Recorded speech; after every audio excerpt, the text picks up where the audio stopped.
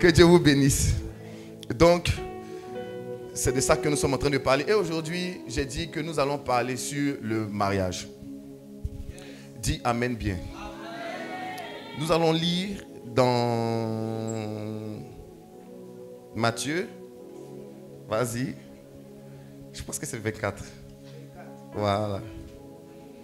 Matthieu 24. Notre texte là, de base. Normalement, tout le monde doit connaître par cœur. Before the throne, He's where we come. Oui, un lecteur rapidement, Matthieu chapitre 24. Matthieu 24, le verset 36. Matthieu 24, le verset 36. Pour ce qui est du jour et de l'heure, pour ce qui est du jour et de l'heure, personne ne le sait. Personne ne le sait. Ni les anges des cieux, ni les anges des cieux, ni le Fils, mais le Père seul. Mais seul le Père sait. Ce qui arrivera du temps de Noé, la Bible dit, ce qui arrivera à l'époque de Noé là, arrivera de même à l'avènement du Fils de l'homme. Arrivera de même à l'avènement du Fils de l'homme. Car dans les jours qui précédaient le déluge, les hommes mangeaient et buvaient. Se mariaient et mariaient leurs enfants. Ils se mariaient et ils mariaient leurs enfants. Jusqu'au jour où Noé entra dans l'arche. Et ils ne se doutaient de rien. Rien. Alléluia. Amen. Donc la Bible dit quelque chose d'important. Excusez-moi, j'ai omis une information très importante que je vais donner avant de commencer le message. J'ai une très bonne nouvelle pour vous. Amen. La bonne nouvelle que j'ai pour vous, c'est qu'on va s'envoler. On va s'envoler sous les ailes du jeûne et de la prière. Amen. Le lundi, à partir du lundi 14 octobre, du lundi 14 octobre au dimanche 3 novembre, nous avons 21 jours merveilleux de jeûne et de prière. Acclame Jésus, acclame Jésus.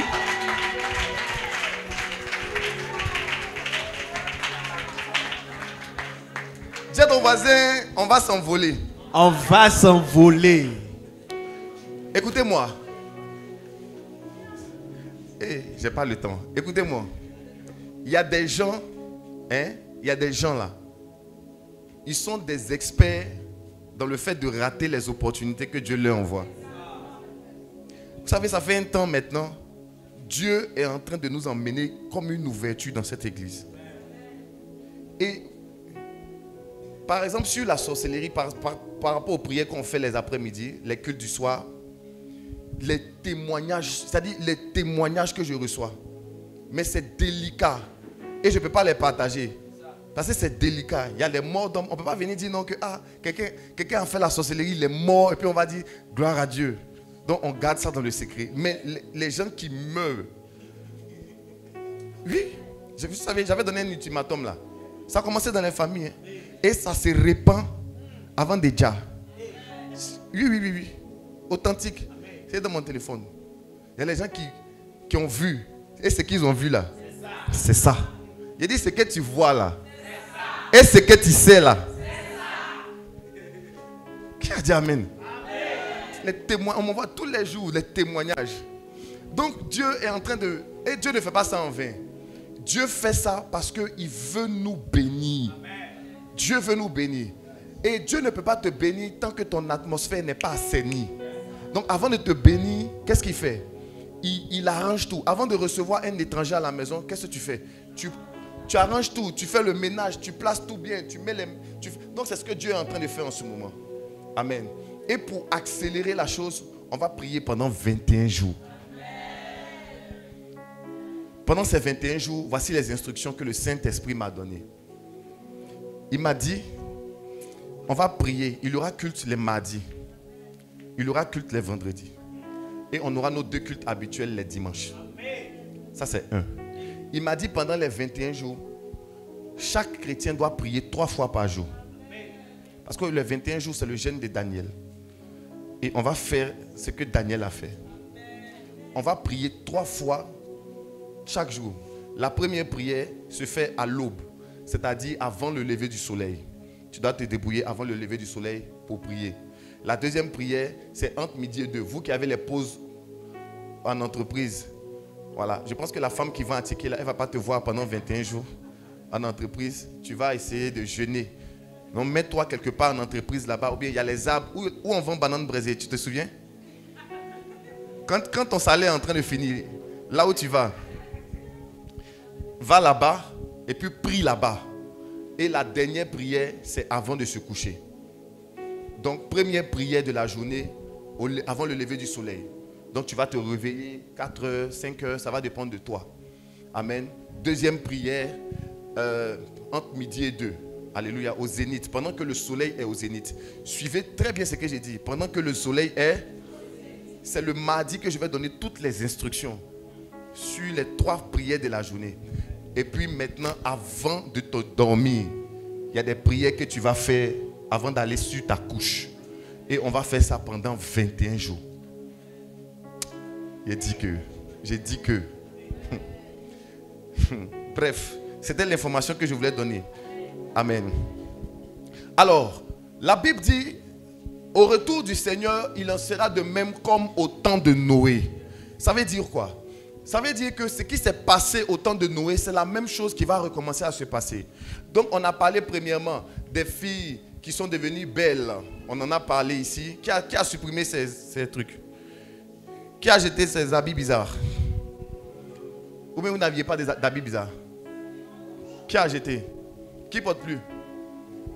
Ok, que Dieu vous bénisse. On a parlé de ça, on a parlé du manger et du boire. Qui a régulé sa façon de manger? Qui a régulé sa façon de manger? Amen. Qui continue? Qui malgré tout ce que le Saint-Esprit a dit continue? On va acclamer le Seigneur pour lui. Ok. On a parlé du manger et du boire. Dimanche passé, on a parlé de quoi? On a parlé des réalités du monde marin, du séjour des morts, de l'enfer. C'était très fort dimanche passé. Très très fort. J'ai mis les vidéos sur les réseaux sociaux. Les gens m'ont écrit de ces témoignages. C'était extraordinaire. Alors aujourd'hui, on va parler du mariage. Dis le mariage. La Bible dit que au temps de Noé, avant le déluge, il y a quelque chose qui s'est passé. La Bible dit les gens se mariaient et mariaient leurs enfants. Encore une fois, ça a l'air ordinaire, n'est-ce pas? C'est un peu comme quand on dit ils mangeaient, ils buvaient. Est-ce que c'est mauvais de manger? En quoi manger est mauvais? C'est pas mauvais. C'est comme le mariage. En quoi se marier est mauvais? Si Sarah est mariée à son pain, c'est quoi le problème?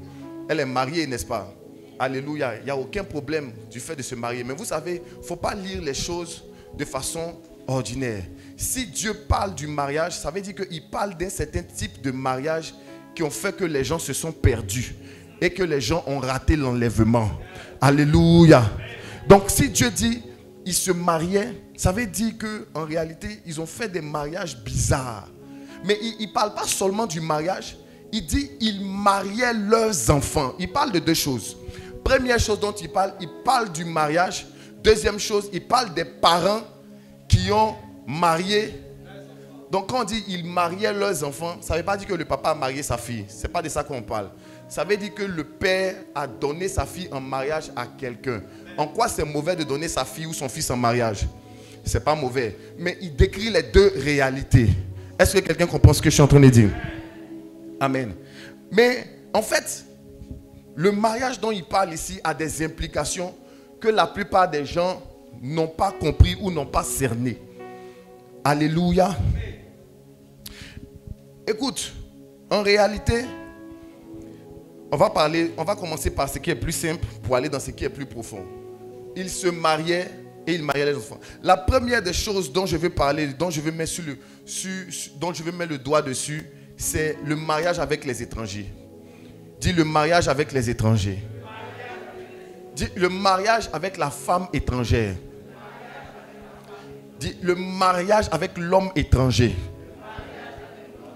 L'une des choses qui va faire que les chrétiens vont rater l'enlèvement, les gens vont rater l'enlèvement, c'est parce qu'ils se mettent sous un joug étranger.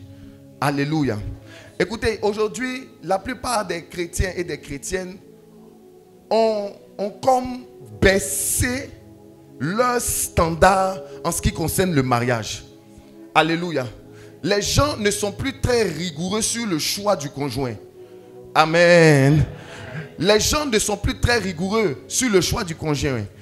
Quand ils pensent au mariage, quand les gens pensent au mariage, ils pensent à tout sauf à l'essentiel. Ils pensent à tout sauf à la concordance ou du moins à la correspondance de spiritualité. Lorsque les gens pensent au mariage, ils pensent d'abord, est-ce qu'il est beau? Est-ce que c'est mon genre? Est-ce qu'il est fructueux? C'est le mot, non?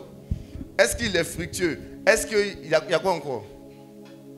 Est-ce qu'il est stylé? Est-ce qu'il a un travail? Est-ce qu'il a une voiture? Allons-y. Est-ce qu'il a quoi encore? En fait, les gens pensent à tout. Est-ce qu'il me respecte? Est-ce qu'il se comporte bien avec moi? Est-ce qu'il n'est pas infidèle? Est-ce qu'il ne frappe pas femme? Donc, les gens pensent à tout. Et quand les frères veulent se marier, ils pensent à tout, sauf à ce qui est le plus important. Donc, quand ils veulent se marier, est-ce qu'elle est tendre? Est-ce qu'elle a telle forme? Est-ce qu'elle a telle taille? Est-ce qu'elle a tel teint? Est-ce qu'elle est intelligente? Est-ce qu'elle est... Il y a des gens, il y a des enfants de Dieu même qui, dans leurs critères de mariage, les ethnies même sont dedans tout ça. Est-ce qu'elle est de l'Ouest? Est-ce qu'il est du centre? Bref. Donc les gens ont toutes sortes de critères, mais ils n'ont pas le critère essentiel. Alléluia. Le premier critère que quelqu'un doit avoir quand il décide de se marier, la première question dont tu dois se poser, c'est est-ce que la personne que je veux marier là appartient au royaume de Dieu?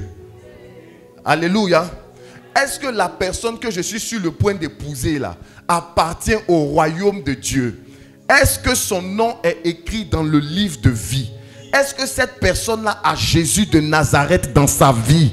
Alléluia. Malheureusement, lorsque l'amour prend le dessus, les gens oublient les critères, le critère principal. Lorsque j'ai même pas envie de dire l'amour parce que c'est pas l'amour. Lorsque les sentiments mensongers prennent le dessus, les gens oublient le principal. Ils mettent le principal au second plan en disant, il m'aime, je l'aime.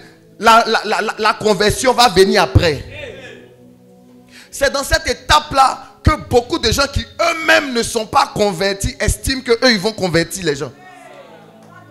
Des gens qui n'ont eux-mêmes pas la crainte de Dieu, qui sont en train de se battre avec des péchés secrets, disent qu'eux ils vont convertir une femme. Tu vois des femmes qui disent qu'elles vont convertir un homme. Que non mais je peux le changer. Ça me fait rire. Ton père, toi, tu n'as pas pu te changer. Ta mère n'a pas pu te changer. Moi-même, ton pasteur, je te parle ici, tu ne changes pas. Mais c'est toi qui veux changer quelqu'un d'autre. Le changement des uns et des autres n'appartient à aucun être humain. Le changement des hommes appartient au Saint-Esprit. C'est l'Esprit de Dieu qui change les hommes. C'est le Saint-Esprit qui, quand il rentre dans un cœur, il transforme le cœur de cette personne.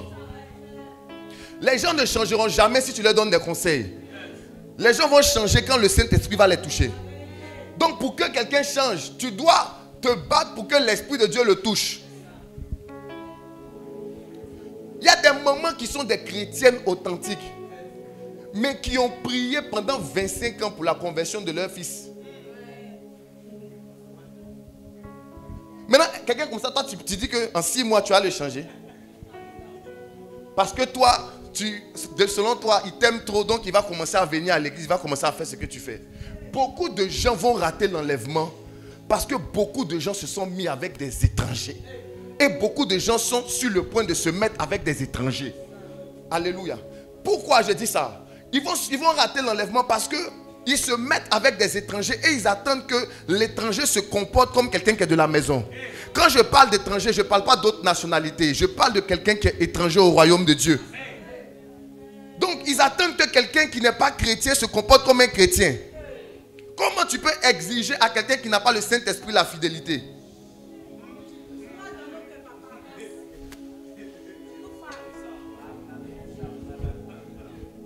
Une chrétienne qui a épousé un non-chrétien n'a pas le droit de lui imposer la fidélité.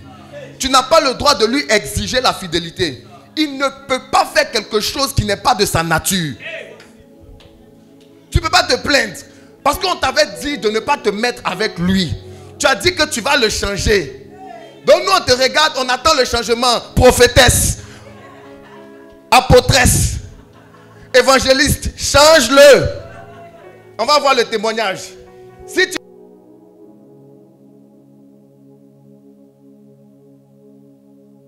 Gloire à Dieu. Qui m'attaque, sois attaqué aussi au nom de Jésus.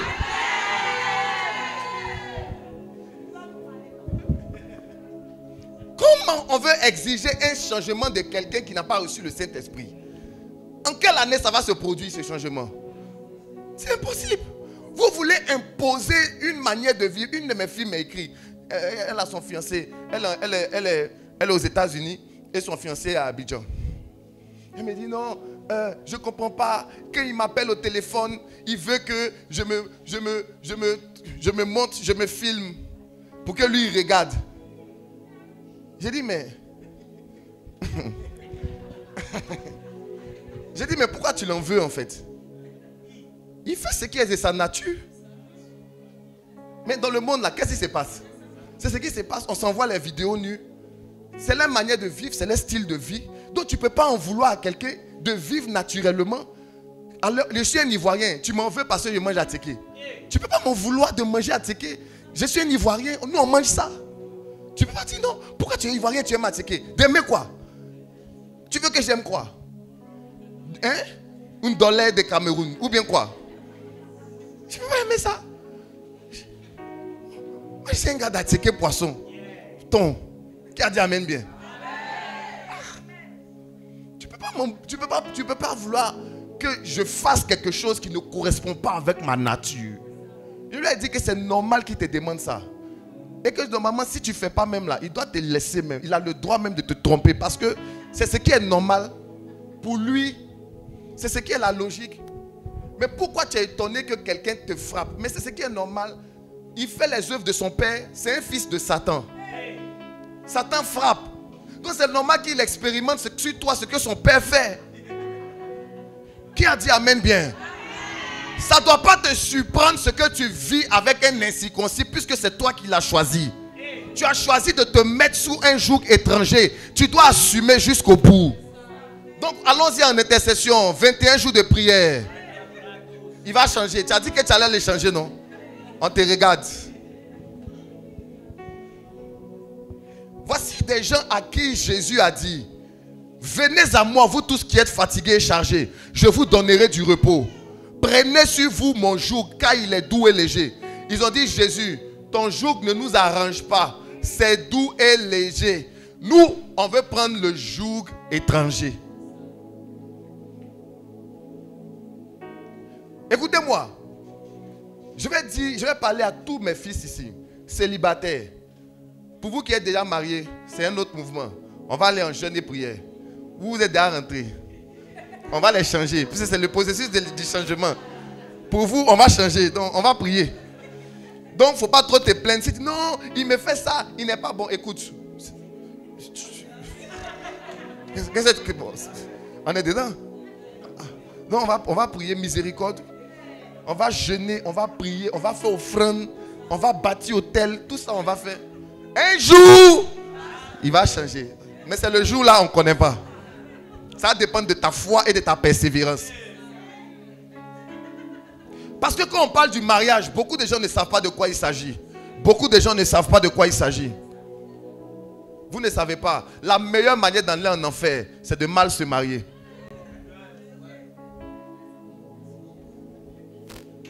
Il y a des gens en ce moment, ils donneraient tout pour que leur mari meure.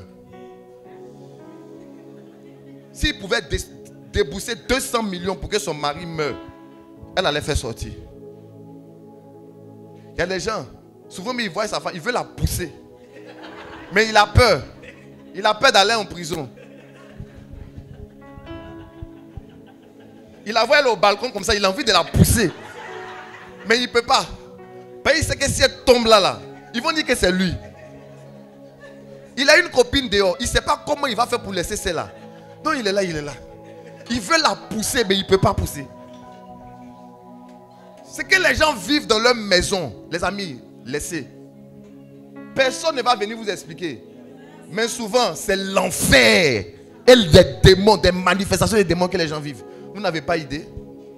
Toujours quand je regarde les statuts Et je vois les gens mettre, vous voyez les photos où on voit quelqu'un qui est en costume et puis sa femme mariée, les gens mettent et puis ils mettent cœur en bas.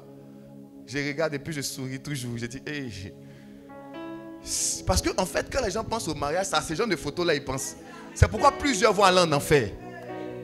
Parce qu'ils ne savent pas que joli garçon beau là, c'est lui-même qui envoie en enfer. Il ne faut pas avoir peur, maman. Il ne parle pas de moi. Il ne parle pas de moi. Non, tu sais que nous allons au ciel.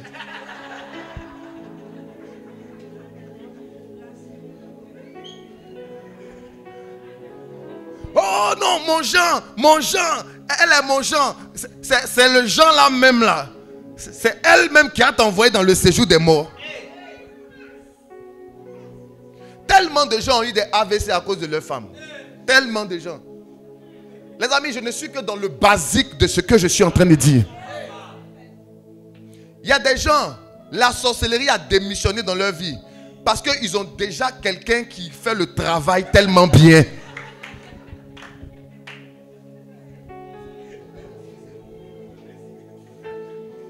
Les gens voulaient la tuer.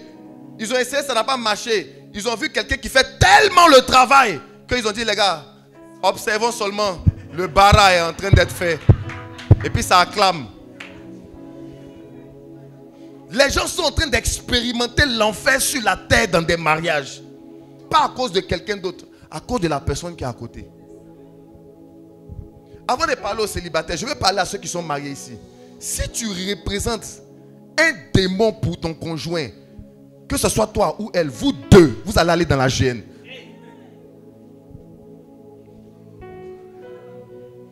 Parce qu'il y a des gens, ils ont la chair et le sang, mais ils sont trop sataniques. Des réactions sataniques, des paroles sataniques qu'on ne peut pas dire. C'est ce qu'eux ils disent à leurs femmes et à leurs maris. Et puis quand tu leur demandes, ils se jouent les gars qui ont raison. Tu n'as pas raison. Tu vas aller en enfer.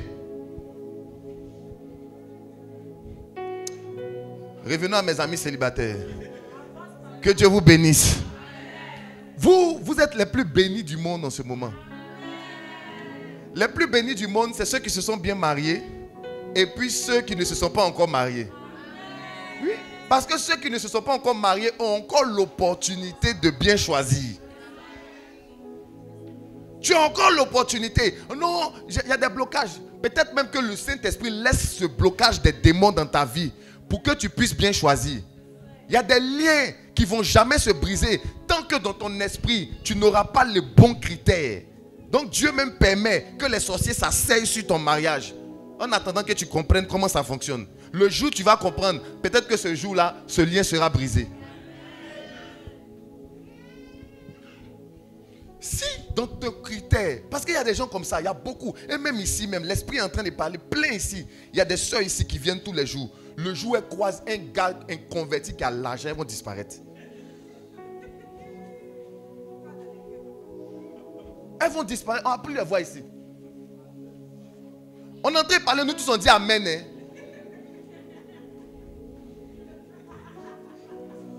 Vous ne connaissez pas le pouvoir de l'argent. Hein? Vous ne connaissez pas le pouvoir de l'argent. L'argent.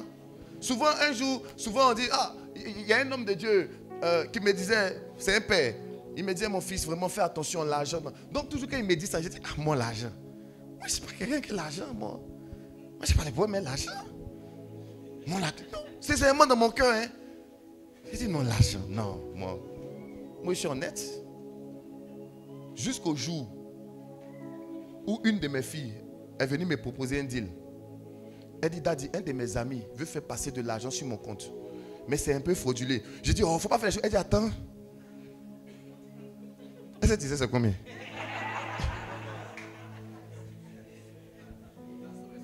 Aïe. Elle dit, en fait, c'est les gars elle a dit, du Koweït qui doit faire virement. Et comme le gars, c'est un peu fictif, il voulait prendre, elle, son compte bancaire. Donc les gars ont décidé de faire passer 145 millions et ils vont lui donner 20 millions. Elle dit, Daddy, si elle est 20 millions, je peux te donner au moins 5 millions dedans. Donc l'homme de Dieu honnête lui pose la question. Mais on dit, il faut quoi pour que... Elle dit non, le gars demande que je donne ma photocopie de pièce d'identité. Il dit c'est tout. Elle dit oui, c'est tout. Il dit ah bon. Maintenant, elle dit mais j'ai un peu peur. J'ai dit mais, et c'est moi maintenant qui parle. Hein. J'ai dit mais, tu peux lui faire signer une décharge. Tu peux lui faire signer une décharge et puis l'enregistrer, faire des captures écran. Comme ça, si la police vient sur toi, tu vas dire que c'est lui. Elle dit oui, que attends. Et puis elle a coupé le téléphone. Je me suis couché, la culpabilité m'a envahi.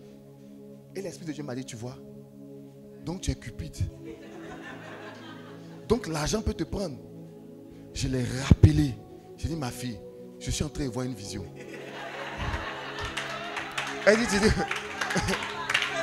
tu dis quoi? Il dit, je te vois. La police est en train de te prendre. Tiens là, ils vont t'enfermer. Arrête-moi ça tout de suite. Histoire authentique. C'est ce jour-là que j'ai vu que l'argent peut me prendre. Et j'ai commencé à marcher en mode humilité. Parce qu'il y a les gens qui pensent qu'il y a les choses qui ne peuvent pas les prendre. Non, mon tel ne peut pas me prendre. Femme ne peut pas me prendre. Tu racontes quoi? Bon, il s'agit de quelle femme d'abord? Il y a les gens qui se... Non, femme, il faut te calmer. Il faut te recommander au Saint-Esprit. Il faut t'humilier. Souvent, il y a les soeurs aussi. Non, moi, quand je suis marié, personne. Si moi, il y a mon père, tu parles de qui? Qui t'a dragué d'abord? Il y a les gens qui racontent n'importe quoi. Des gars fauchés, blessés viennent te... Il y a les gens qui pensent qu'ils ont été déjà tentés dans la vie. Vous ne connaissez pas la tentation, je suis désolé. Vous n'en savez rien. Quand on parle de tentation, asseyez-vous d'abord. Les gens qui ont été tentés vont vous expliquer.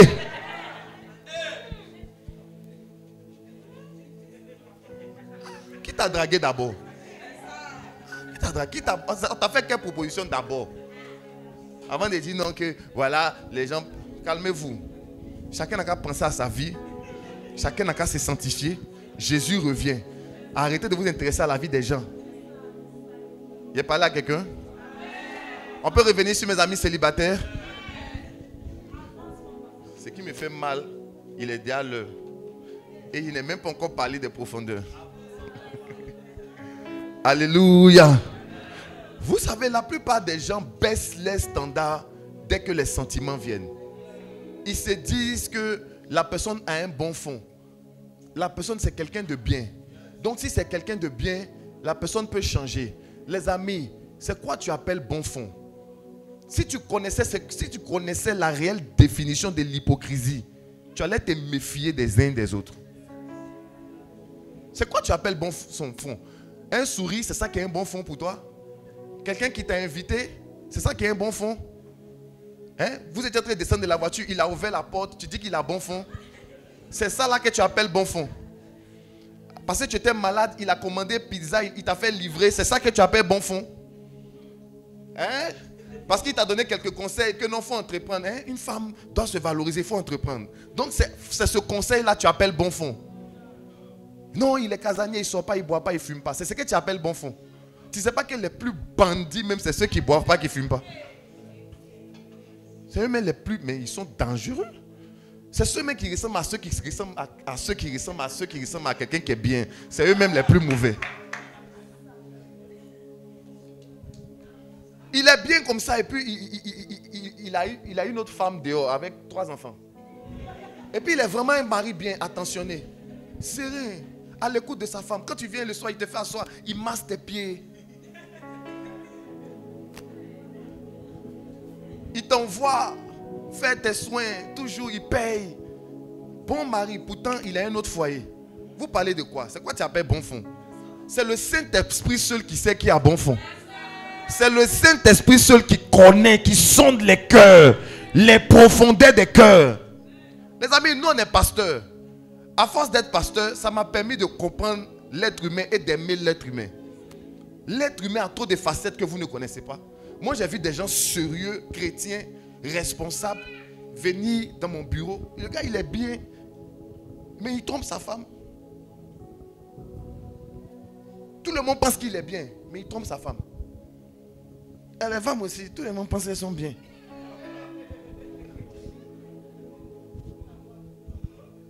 Oui, je vous parle. pensent qu'elles sont bien. Elle est mariée, mais elle pense encore à son ex. Plein. Elle est mariée, elle s'envoie des messages avec son ex.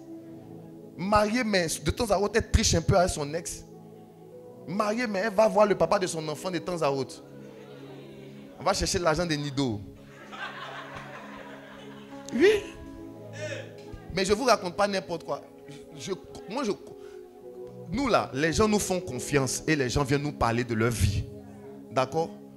Et puis on ne casse pas les papos. On est des valises. Et puis on est là. Donc on sait tellement sur l'homme. Donc moi quand quelqu'un commence à me dire non, tu sais, lui là, il dit pardon, il faut prier. D'accord? Je peux parler à un célibataire, une célibataire aussi. Est-ce que je peux parler à un célibataire, une célibataire? Alléluia. Mes amis, c'est très important. Ne vous mettez pas sous un joug étranger. Au nom du mariage, au nom de l'âge qui passe, beaucoup de jeunes dames sont en train de vendre leur âme à Satan. Au nom du fait que l'âge est en train de passer, il faut forcément se caser. Au nom du fait que tout le monde est marié sauf moi. Au nom du fait que, oh, on s'en va, on se met nous seuls dans la gueule. C'est même pas du loup, du caïman. C'était le premier point sur le mariage. Beaucoup vont rater l'enlèvement parce qu'ils se marient avec des personnes qui ne sont pas converties. Alléluia. Je vais aller vite sur ce point et parler de certaines choses pour ne pas... Il faut que je dise tout aujourd'hui. Sur ce point. Beaucoup de gens se marient aussi parce qu'ils vont aller en enfer parce qu'ils se sont mariés sans leur consentement. Je vais dire quelque chose qui va peut-être vous choquer. Mais la majorité des êtres humains qui se marient sur la terre en ce moment se marient sans leur consentement. Ils disent oui à la mairie. Eux-mêmes, ils organisent le mariage. Ils choisissent eux-mêmes la femme. Ils choisissent eux-mêmes l'homme. Ils l'envoient à la mairie. Ils payent eux-mêmes la dot. Mais en réalité, ce n'est pas eux qui sont en train de se marier. Ou du moins, ce n'est pas eux qui ont choisi de se marier. Ils se marient parce qu'on leur a imposé spirituellement ce mariage. La Bible dit, ils se mariaient et ils mariaient leurs enfants. Qu'est-ce qui se passe? Dans le monde spirituel, certaines personnes, là on va rentrer maintenant dans les choses très très spirituelles. Et vous allez comprendre beaucoup de choses. Beaucoup de gens qui se sont mariés, qui sont rentrés dans leur mariage, ne sont pas rentrés dans leur mariage parce qu'ils ont voulu. Ils sont rentrés dans leur mariage parce qu'ils ont été poussés par des envoûtements et des enchantements qui les ont mis dans ces mariages. Il y a des femmes aujourd'hui qui se sont mariées avec des hommes. Elles pensent que c'est elles qui les ont rencontrés. Or, on leur a donné spirituellement. En fait, qu'est-ce qui se passe?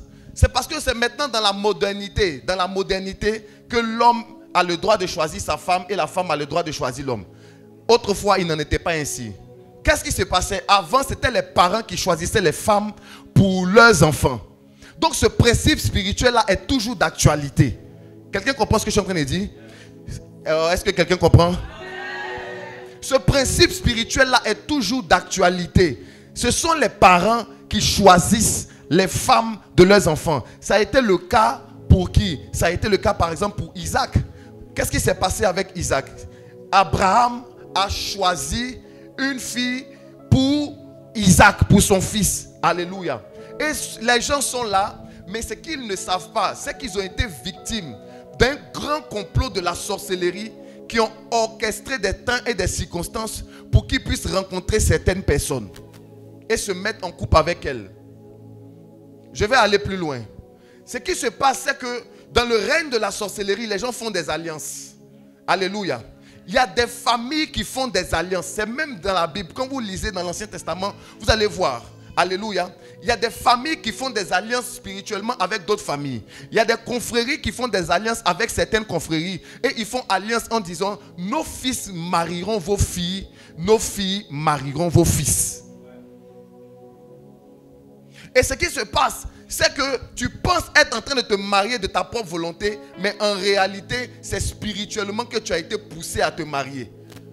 ayant une spiritualité faible, ayant une spiritualité inexistante, comme tu n'es pas quelqu'un de profond avec Dieu, on peut t'emmener à marier et à épouser quelqu'un pour que tu puisses vivre une vie d'enfer et rater l'enlèvement.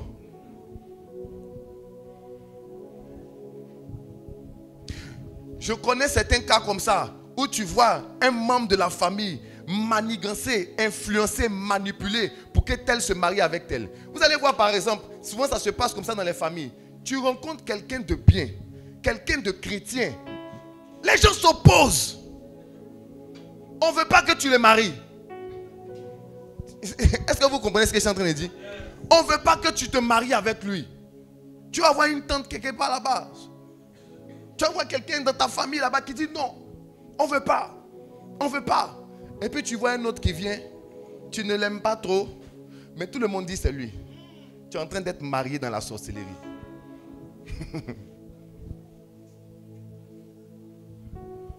Certains, vous avez déjà vécu ça. Un homme vient vous épouser, vous l'aimez, vous êtes convaincu que c'est lui. Mais tout le monde s'oppose. On ne veut pas que tu l'épouses. On ne veut pas. Pourquoi? Parce qu'on t'a déjà réservé un autre mari que tu es censé épouser.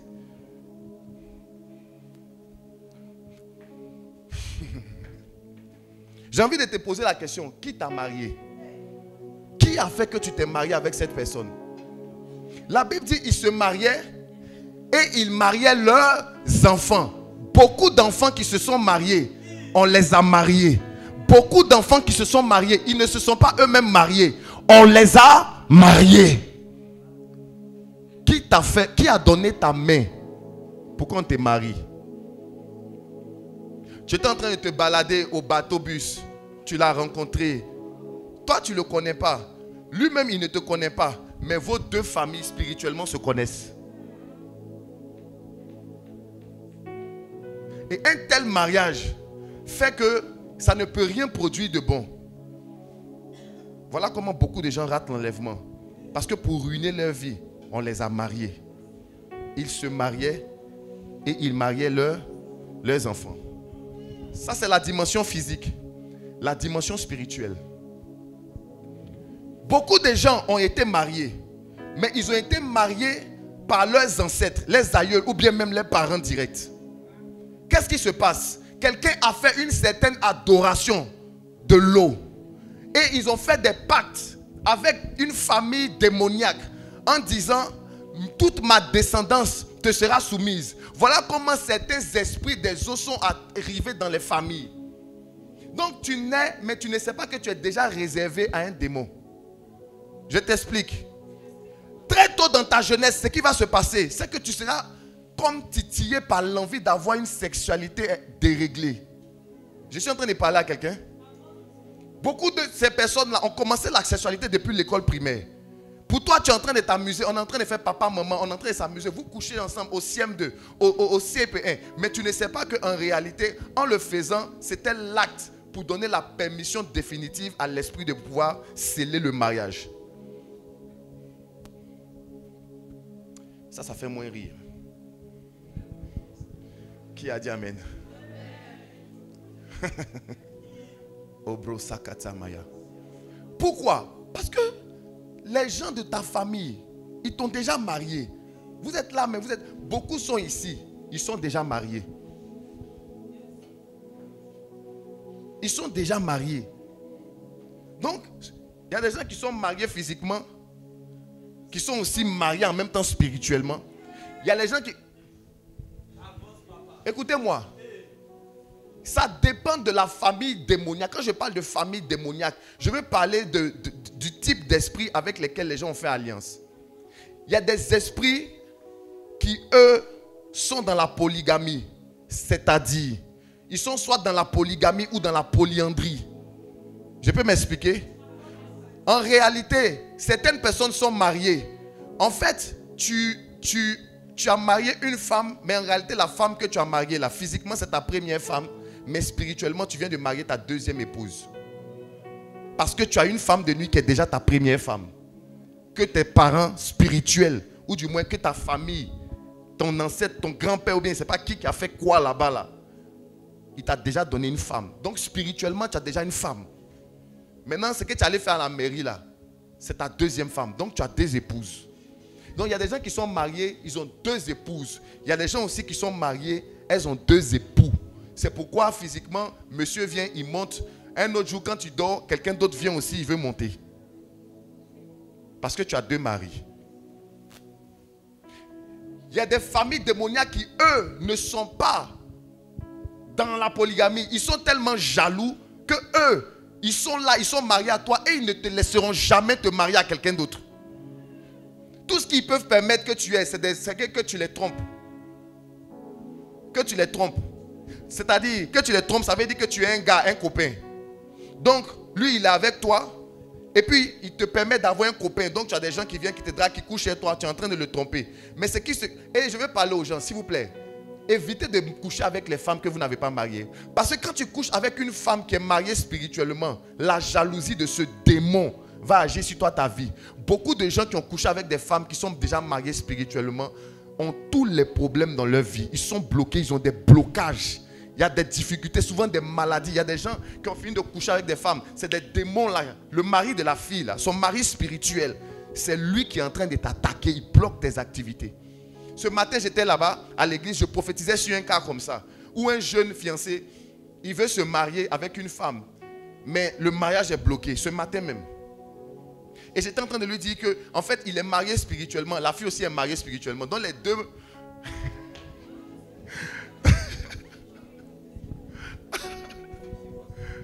Donc je donne la prophétie, il regarde, il se lève, et puis je commence à lui parler. Lui, mais il est sidéré, il me regarde, étonné.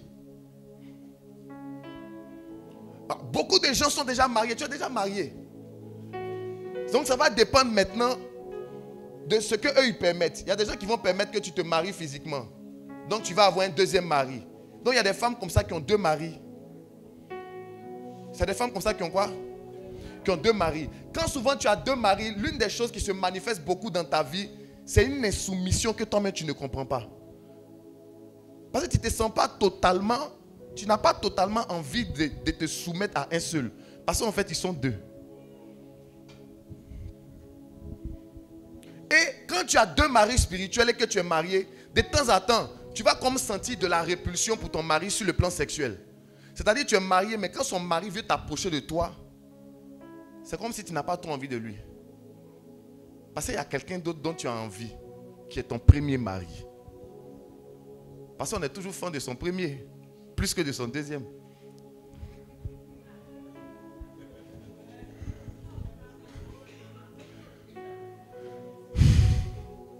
Je savais que ce thème-là allait être salé.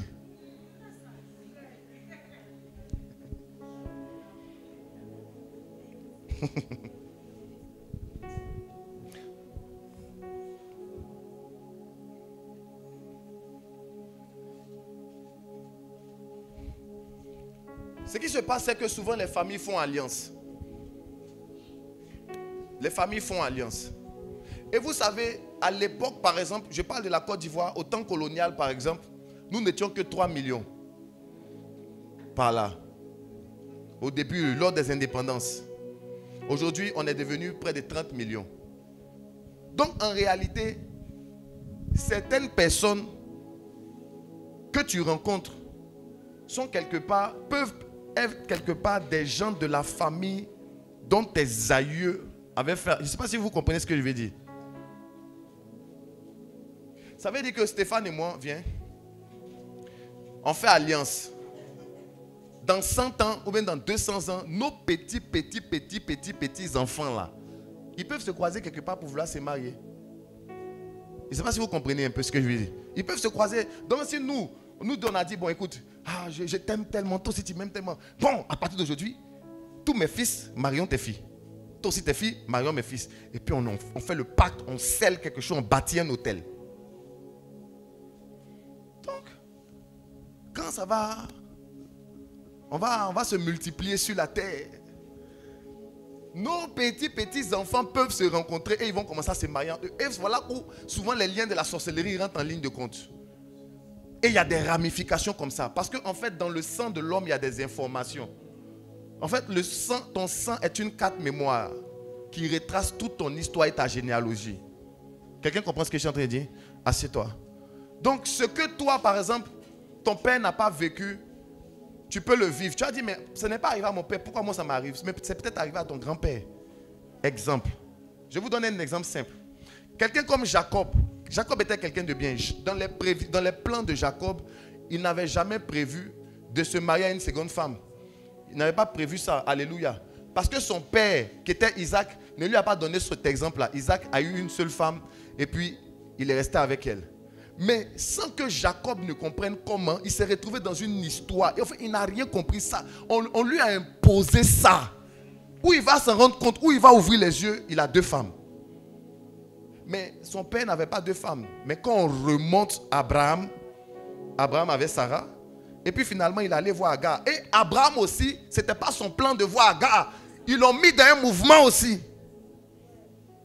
Donc tu peux être en train de vivre quelque chose que ton père n'a pas vécu, mais peut-être c'est ton grand-père qui a vécu. Tu peux être en train de vivre quelque chose, c'est ton grand-père qui a décidé que vous soyez mariés aux eaux. C'est lui qui t'a donné en mariage. Et oh, le grand-père, il est mort depuis longtemps. Ton papa ne sait pas, toi-même tu ne sais pas. Et tu n'arrives pas, c'est compliqué. Pourquoi? Parce que tu as été marié par les gens. Alléluia. Parce que tu as été marié par qui? Par les gens. Si tu es célibataire, tu dois t'assurer de 2 choses. Tu dois premièrement t'assurer que tu n'es marié à personne dans le monde spirituel. Tu dois t'assurer que tu n'es marié à qui? Personne dans le monde spirituel. Tu dois te rassurer que tu n'as aucun mari. Et chaque fois que tu vois dans tes rêves des gens bizarres vouloir sortir avec toi, ça doit t'interpeller. Pour dire, est-ce qu'il n'y a pas une alliance quelque part là-bas qui a été faite? Quelqu'un comprend ce que je suis en train de dire? Est-ce que quelqu'un comprend ce que je suis en train de dire? L'une de mes filles qui vient ici, elle participe souvent au culte des soirs. Un mariage, bon, elle n'est pas mariée, c'est très compliqué. Je l'ai mis sous 21 jours de jeûne. Dis 21 jours. Je l'ai fait prier, on a prié. Le dernier jour, le 21e jour de jeûne, j'étais avec Stéphane. Et elle m'a appelé. Elle a fait un songe. Dans le songe, elle se voit dans une maison avec un homme. Et puis combien d'enfants? 3 enfants. Donc spirituellement, la go, elle est mariée depuis longtemps. Jusqu'à elle a 3 enfants. Donc elle se voit dans une maison. Elle est mariée même. C'est-à-dire qu'elle se voit, elle a son mari. Elle a 3 enfants. Et elle a dit, aïe, mais moi je ne suis pas mariée. Elle a commencé à le chasser. Sors d'ici, sors d'ici, sors d'ici. Le gars n'avait pas sorti. Palabre maintenant d'un rêve là. Et elle réussit à le mettre dehors. Elle a mis les 3 enfants dehors. Elle dit, je ne vous connais pas. Quand elle a mis dehors, il était dehors. Il a tout fait encore. Il est rentré. Et il allait chercher d'autres gars. Je ne sais pas, les gars pensaient à quoi. Ils voulaient faire quoi si elle? Spirituellement. Ils sont venus. Elle s'est battue dans son rêve. Elle a mis dehors. Et quand elle a mis dehors, définitivement, elle a fermé la porte. Quand elle s'est réveillée, c'est-à-dire elle a fait ce songe-là 2 heures avant de couper son jeûne. C'est là qu'elle m'a écrit. C'était mardi, ce mardi, où on partait à Bobo prêcher. Elle m'a écrit, ah papa, voilà ce que j'ai vu. Je lui ai dit, ma fille, ta délivrance a commencé. Ta délivrance a commencé. Il ne faut pas penser que parce que tu as vu ça, c'est fini. Hein. Ce que tu as vu dehors, là, il cherche à rentrer. Il faut continuer de prier jusqu'à ce que tu vois le monsieur là mettre une bague sur ton doigt. Voici les réalités du monde spirituel. Donc, c'est quelqu'un, elle est bien, quelqu'un de bien. Elle va à l'église. Elle est vraiment bien. Mais tous ceux qui s'approchent d'elle, à un moment donné, ça se gâte. À un moment donné, ça se gâte sans qu'elle ne comprenne pourquoi. Parce qu'elle était déjà mariée. Et je suis sûr que c'est quelqu'un qui lui a donné en mariage. Souvent, ça se fait par le lien, c'est-à-dire par un hôtel qui a été bâti dans ta lignée. Souvent, ça se fait dans la sorcellerie, simplement et purement. Souvent, ça se fait dans la sorcellerie. Tu as quelqu'un dans ton entourage et dans ta famille qui décide de te prendre en mariage et qui te marie, ou bien qui décide de te donner en mariage en sorcellerie. Simplement, souvent ils sont dans les confréries de sorcellerie, ils font des tontines d'hommes. Quelqu'un comprend? Ils font des tontines. Ils ont mangé. Viens, Stéphane. C'est ton anniversaire aujourd'hui. Donc, bon, on n'est pas dans la sorcellerie. Hein. Voilà. C'est un exemple. C'est-à-dire, on fait une tontine. Ils sont là, ils font une tontine de sorcellerie. Hein? Et puis Stéphane, il a réussi à m'envoyer quelqu'un dans la sorcellerie pour qu'on le mange. Alléluia. On a fini de déguster la personne. Qui doit maintenant envoyer? C'est moi. Maintenant, moi, ce que je dois envoyer là, je n'arrive pas à les prendre. Parce que souvent, c'est des gens qui prient un peu. Ou bien souvent, c'est des gens qui ils ont croisé un prophète là, EKT, qui leur parle des vraies choses. Et puis, Jésus est dans leur vie, c'est difficile, mais ce n'est pas des gens vraiment affermis. C'est des gens qui trichent un peu, qui vivent mal, qui ouvrent des portes. Donc, on n'arrive pas à les tuer, mais on peut gâter leur vie. Donc, qu'est-ce que je fais? J'ai dit, écoute, on ne pourra pas le manger, mais ce que je vais faire, je te le donne en esclavage. Tiens, fais de lui ce que tu veux. Vous comprenez ce que je suis en train de dire? On ne peut pas le manger, mais prends-le.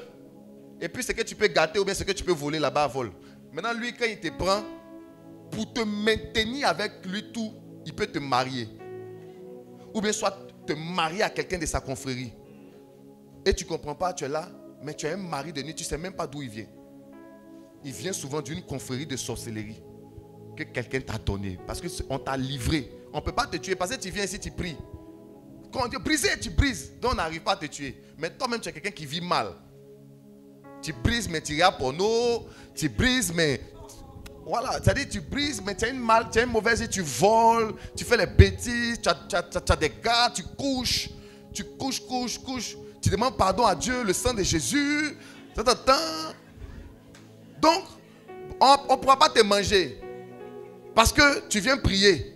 Ils n'arrivent pas à te tuer. Mais les petites maladies, tu es là, tu es malade toujours. Quand toi tu es malade, tu es malade. Tu es malade, tu es là, tu as des problèmes, ton travail, on ne te paye pas, c'est compliqué, tu te bats, c'est difficile. Ta vie est dure, tu n'as pas quelqu'un. Tu ne vas pas mourir, hein, mais tu vas vivre l'enfer. Et puis c'est le principe même de l'enfer. Tu ne meurs pas, mais tu souffres. Donc on t'a marié et puis tu es là-bas, tu es marié comme ça. Qui t'a marié? C'est ton parent qui t'a livré là, qui t'a donné en mariage. Alléluia. Qui t'a donné en mariage. Maintenant, il a lu là, jusqu'à ce que lui, il puisse trouver quelqu'un pour qu'on puisse le manger. Donc, tant que lui n'a pas trouvé quelqu'un pour rembourser son crédit, tu es marié là-bas. S'il a pu tuer quelqu'un pour emmener, on peut te libérer. Donc, dans ce cas-là, tu reviens sous son autorité. Ce qu'il te faisait avant le mariage, là, il va continuer. J'enlève ces liens, j'enlève ces liens, j'enlève ces liens. Asseyons-nous.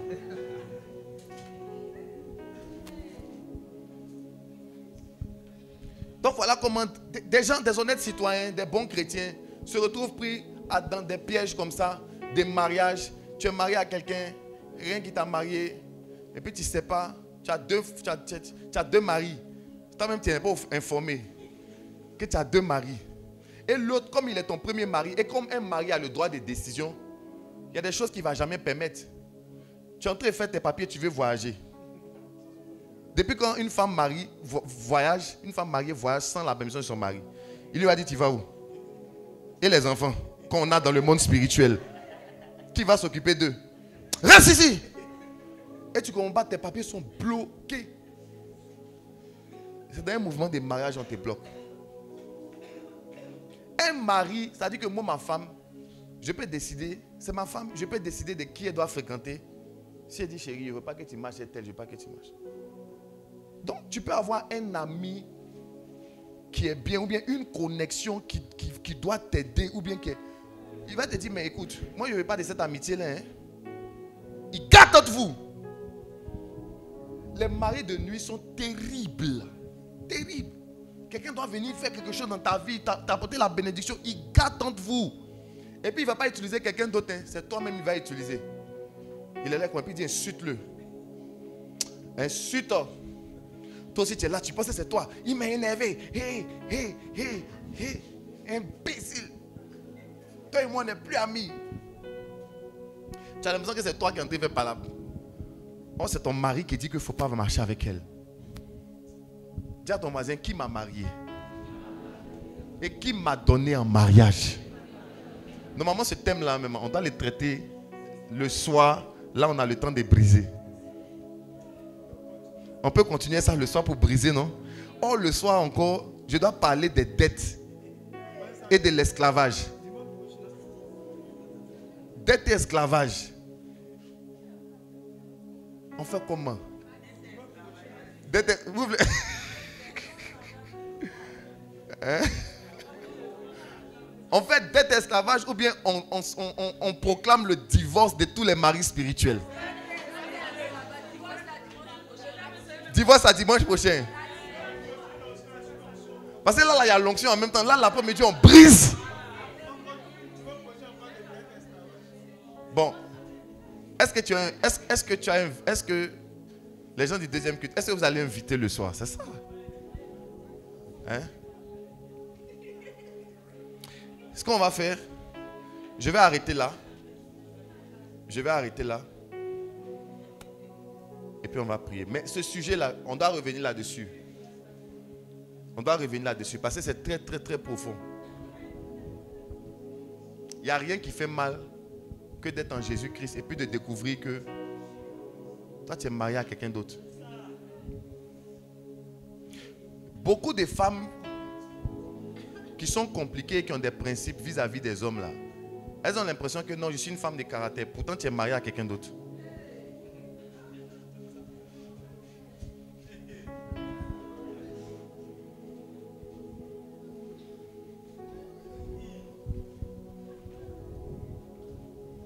Je suivais un jour une influenceuse. Elle était dans une émission. Vous voyez, il y a une émission où il y a beaucoup de femmes là. On fait ça sur NCI. Ok, cette voilà, femme d'ici. Et elle dit que ce jour-là, j'ai regardé puis j'ai ri. Elle dit que elle ne sait pas, mais elle ne supporte pas de vivre avec un homme. Elle ne supporte pas qu'un homme il va se raser puis ses poils vont rester dans le lavabo. Il va aller aux toilettes, il ne va pas tirer. Elle ne supporte pas. J'ai dit, toi tu es marié où? Mais tu ne sais pas. Il y a des femmes qui ont beaucoup de chichis. Vous ne savez pas que vous êtes déjà mariés. Beaucoup de chichis. Il y a des femmes qui sont très orgueilleuses. Je suis indépendante. Je suis suffisante. Je mets tant. Tu ne sais pas que tu as déjà ton mari. Parce que c'est les femmes mariées seules qui sont un peu désintéressées du mariage. Toutes les femmes qui sont déjà mariées, elles sont désintéressées du mariage. C'est pas ça? Quand tu es marié, quand on parle de mariage, comment toi tu es célibataire mais tu es désintéressé du mariage? Il faut te poser des questions. C'est que tu es déjà marié. En fait, tu es dans un foyer. Là, le mois dernier, tu as fait des jumelles. Tu vois, quand tu étais tombé malade. Quand tu étais tombé malade là, tu pensais que c'était un palu. Pourtant, spirituellement, tu étais en train d'enfanter. Oh, vous n'êtes pas spirituel. Vous ne savez pas. Souvent, tu es là comme ça, tu as mal au bas-ventre pour rien. Tu n'as rien, mais tu as mal au bas-ventre. Tu craches, tu vomis. Tu n'es pas enceinte, tu as mal au bon. Qu'est-ce qui se passe? Tu es en train de donner l'enfance. Il y a beaucoup de femmes. Vous êtes là, souvent vous êtes là, vous faites des rêves. Vous voyez des enfants. Il y a plein de femmes comme ça. Tu vois des enfants, tu as des enfants. Tu as l'impression que ce sont des rêves, que non. Et puis quand elle se lève, elle dit, hey, Dieu m'appelle à m'occuper des orphelins. Tu as fait une mauvaise interprétation. C'est tes enfants dans le monde spirituel que tu viens de voir. Je ne sais pas, mais Daddy, toujours quand je rêve, je vois des enfants. Ils sont 3. Ils sont mignons. Ils sont 3. Je sens que je dois faire un orphelinat. Je sens que... Ma chérie, ça n'a rien à voir avec l'orphelinat. Ce sont tes gosses. Et je vais te dire un truc. Comme tout parent est censé s'occuper de ses enfants, on va te taxer pour les 3 enfants là. Donc dans l'argent qui est censé venir dans ta vie là, on va prendre un peu pour s'occuper d'eux. C'est pourquoi les gens, vous avez l'argent, vous ne savez pas où ça va. Ça, on s'occupe. Mais qui va donner les couches spirituelles des enfants là? Qui va payer l'école? Ils doivent aller à l'école. S'ils tombent malades dans le monde marin, qui va les observer? Hein? Eux, ils sont des pères irresponsables.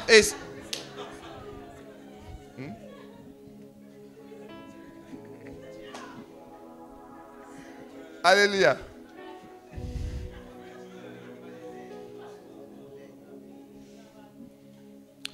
Les chrétiens les plus inconscients sont les chrétiens qui sont conscients de certaines réalités spirituelles et qui ne font rien pour les traiter. Ce qui me fait mal, je sais qu'il y a d'autres ici qui prennent très à cœur ce que je suis en train de dire et qui vont se chercher à régler. Mais ce qui me fait mal, c'est que certains vont sortir d'ici et vont aller dans des rendez-vous bizarres. Avec tout ce que j'ai dit, ils vont quand même aller au rendez-vous. C'est-à-dire qu'ils ont décidé d'assumer les statuts de femmes ou d'hommes mariés spirituellement. Il dit, je suis marié spirituellement et je l'assume. C'est ma vie. Je me marie où je veux. Si je me marie dans le monde physique, ça ne m'intéresse pas de me marier dans le monde physique. Je veux me marier dans le monde spirituel. Il y a des gens qui assument. Il y a des gens qui ont assumé d'adorer Satan. Ils ont assumé. Donc, continuer de vivre d'une certaine manière, c'est continuer d'alimenter un mariage qui n'a plus lieu d'être. Il y a des gens qui ont sorti d'ici. Il va aller voir encore sa même copine pour vivre dans la même impudicité. Là, on n'est pas en train de parler de jugement. Hein. On est en train de parler de salut et de délivrance. Parce que quand tu parles de certaines choses, les gens qui disent, ah, vous voulez dire quoi? Non, hein. Je suis en train de te dire que ce que tu vis là, les problèmes que tu as là, voici la cause. On n'est pas en train de dire non, qui est saint, qui est ici. C'est pas ce qu'on est en train de dire. On dit, ton agent est en train il y a des jumeaux dans le monde marin là-bas. Et puis là-bas, là, les gens sont féconds. Non, souvent c'est les triplés, les quadruplés. Mais ma fille dont j'ai prié, elle avait 3 enfants. Une jeune fille comme ça, elle a déjà 3 enfants dans le monde marin, dans le monde spirituel. Toi, tu en as combien? Les adeptes de la masturbation, tu as combien d'enfants là-bas? Vous qui vous masturbez 3 fois par jour, vous avez combien d'enfants? Il y a les gars même qui ont une équipe de football dans le monde spirituel. Il est midi. Je veux qu'on prie le Seigneur. Je veux qu'on prie le Seigneur. On va se tenir debout, on va prier. On va se tenir debout, on va prier. Lucky, un homme marié physiquement. Mais pas spirituellement, hein.